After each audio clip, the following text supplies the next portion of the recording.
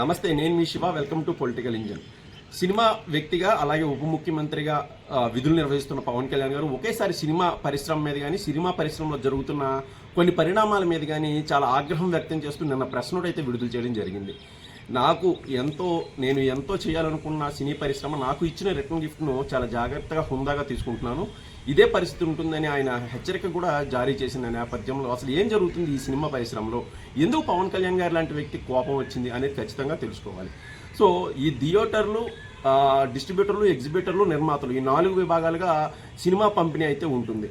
So వచ్చిన కాలంలో ఏం చేశారంటే డిస్ట్రిబ్యూటర్లు, ఎగ్జిబిటర్ల మధ్య షేర్లు వాటా ఉండేది. నిర్మాతలు ఏరియాల వారీగా సినిమాని అమ్మేవాళ్ళు. సో థియేటర్లను అద్దె ప్రాతిపదికన తీసుకొని డిస్ట్రిబ్యూటర్లు, ఎగ్జిబిటర్లు దీంట్లో ప్రదర్శించేవాళ్ళు. ఈ మోడల్లో ఉండేది. సో కాలక్రమేణా ఏమైందంటే థియేటర్లు యొక్క మెయింటెనెన్స్ చాలా ఎక్కువైపోవడం, భారం అయిపోవడంతో ఈ థియేటర్ల లీజ్ అనేది ఎగ్జిబిటర్లు తీసుకుంటున్నారు. ఎగ్జిబిటర్లు అంటే చాలా పెద్ద వాళ్ళు, అల్లు అరవింద్ గారిది కానీ, దగ్గుబాటి సురేష్ బాబు గారిది కానీ, అలాగే దిల్ రాజు గారు కానీ, ఈ అందరూ ఎగ్జిబిటర్లు అనమాట.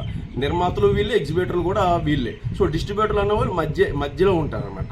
సో ఎగ్జిబిటర్ల దగ్గరే ఈ లీజు ప్రాతిపదికన ఇప్పుడైతే సినిమా థియేటర్లు అయితే ఉండిపోయినాయి. పూర్తి స్థాయిలో వీళ్ళే అంటే అనకూడదు కానీ నియంత్రణ మొత్తం, ఈ థియేటర్ల నియంత్రణ మొత్తం వీళ్ళ చేతుల్లోనే ఉండిపోయింది.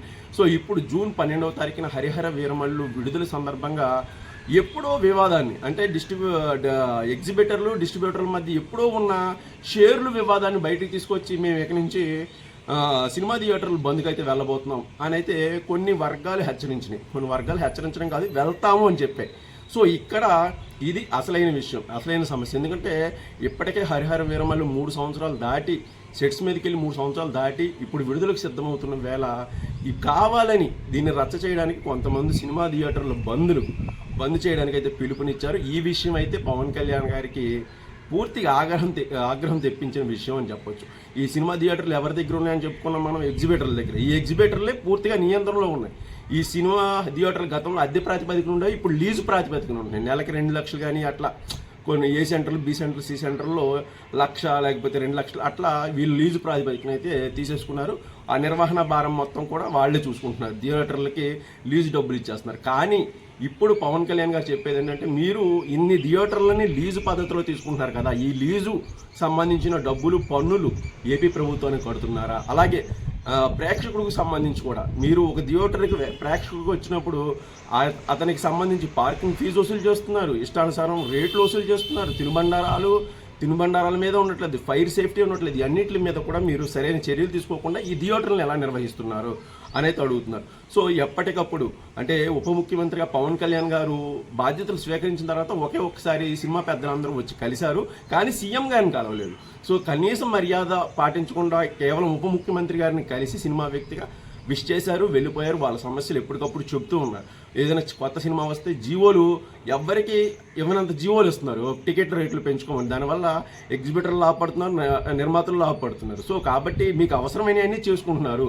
కానీ మా సినిమా వచ్చేటప్పటికి ఖచ్చితంగా ఇప్పుడు ఎగ్జిబిటర్లు అనే కొందరు వ్యక్తులు సమూహం కావాలని థియేటర్ల మీద పడింది. థియేటర్లు బంద్ అనే అంశం మీద ఇప్పుడు పిలుపునిచ్చింది. దీని వెనుక ఎవరున్నారు, ఏ ఎగ్జిబిటర్ ఉన్నాడు, ఏ నిర్మాత ఉన్నాడు, ఎవరున్నారు, పూర్తిగా తేలాలి అనేదైతే పవన్ కళ్యాణ్ గారి ఆగ్రహానికి అసలైన కారణం. సో ఇప్పటి వరకు కామ్గా ఉన్న ఎగ్జిబిటర్లే కానివ్వండి, లేకపోతే నిర్మాతలు అనివ్వండి, ఎవరైనా కానీ పేరు పెడితే ఏమైంది కానీ. సో ఇప్పుడు హరిహర వీరమల్లు సినిమా వచ్చినప్పటికీ మీకు సమస్య గుర్తొచ్చింది. ఇప్పటి వరకు లేని సమస్యను ఇప్పుడు తెర మీదకి తీసుకొచ్చి థియేటర్లు బంద్ చేస్తారా అంటే, సినిమా గురించి అంటే గతంలో జగన్ ప్రభుత్వంలో ఒక రకంగా వేధింపులకు గురైతే ఇప్పుడు అధికారంలోకి వచ్చాక మరో రకమైన వేధింపులు. అంటే పవన్ కళ్యాణ్ గారు సినిమా అనే ఒక ఫినాన్షియల్ ప్లాట్ఫామ్ని కావాలని వీళ్ళందరూ అడ్డు పెట్టడానికి, లేకపోతే దాన్ని తొక్కేయడానికి కుట్ర చేస్తున్నారని అయితే ఆయనకు అర్థమైంది. ఇక నుంచి సినిమాటోగ్రఫీ శాఖ మంత్రిగా కందుల దుర్గేష్ గారు ఉన్నారు. సో సినిమాల విషయంలో, సినిమాలు ఆడే విషయంలో కానీ, సినిమాల్లో వచ్చినప్పుడు థియేటర్లు సేఫ్టీ విషయంలో కానీ, అక్కడ తినుబండారాల విషయంలో అన్నీ పర్ఫెక్ట్గా జరగాలి. మేము కూడా మీరంత పర్ఫెక్ట్గా మమ్మల్ని చూస్తున్నారు, మేము అంత పర్ఫెక్ట్గా చూస్తాము. మీరు వ్యక్తిగతంగా ఏ విషయం మీద ఇంకా నా దగ్గరికి రాకండి అని చెప్పడం అంటే చాలా స్ట్రాంగ్ వార్నింగ్ ఇచ్చినట్టు. సో పవన్ కళ్యాణ్ గారు లాంటి వ్యక్తిని టచ్ చేయకూడదు. టచ్ చేస్తే ఆయన అంటే టచ్ చేశారు అంటే అది చాలా పెద్ద విషయం అవుతుంది. సో ఇప్పుడు పవన్ కళ్యాణ్ గారు తీసుకునే చర్యలు ఎలా ఉంటాయి, సినిమాటోగ్రఫీకి కానీ సినిమా రంగానికి కానీ ఆయన ఇచ్చే మళ్ళీ రిటర్న్ గిఫ్ట్ ఎలా ఉండబోతుంది అనేది అయితే చాలా ఆసక్తిగా ఉంది. ఈ వివాదం ఎటు వస్తుంది అనేది అయితే చాలా అంటే సినిమా వర్గాలతో పాటు ఇప్పుడు రాజకీయ అంశంగా కూడా ఇది చర్చనీయాంశం అవుతుంది. సో వీడియో నచ్చితే ఖచ్చితంగా లైక్ చేసి షేర్ చేయండి. Thank you.